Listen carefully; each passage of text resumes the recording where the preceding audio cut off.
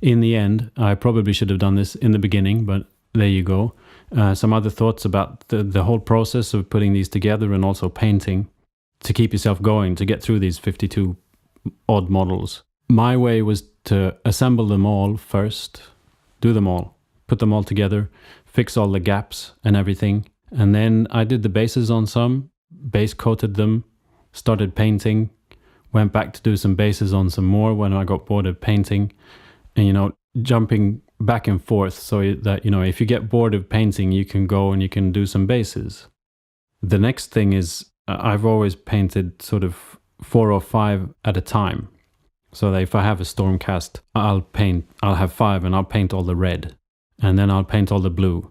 And then I'll paint all the gold, because it just becomes a little bit more effective. And you get better. You get like, oh, this is, I'm really good at painting red now. And then you just keep on going. Another thing when it comes to more in detail about painting, I've been trying to just vary myself. Because I know I'll end up with quite a lot of models in one army.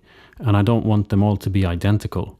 So, I can paint a Stormcast almost, more blue than gold, or sometimes more gold than blue, and sometimes not so much red. Just do them a little bit differently every time, and even more differently every batch, so that in the end my army won't look exactly identical.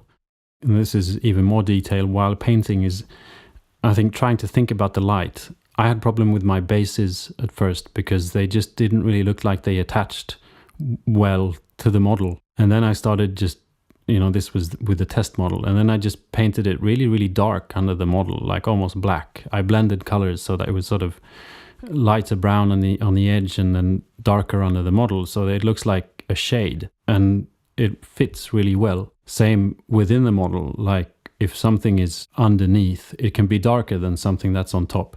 I think when painting models this small, you just really need to exaggerate the feeling of light, the feeling that there's a sky that has or a sun is shining, or there's a fiery demon flying around on top of them. I don't know what. But I felt that my models just came more alive when I tried to exaggerate the fact that there's a source of light hitting them from somewhere. And I'm by no means an expert. These images here are the first batches of the first models I've ever painted. Not ever painted, but the first models I painted in since I was a kid. And I'm sure I'll change my mind, but this is my first 10 cents of knowledge worth regarding painting miniature models.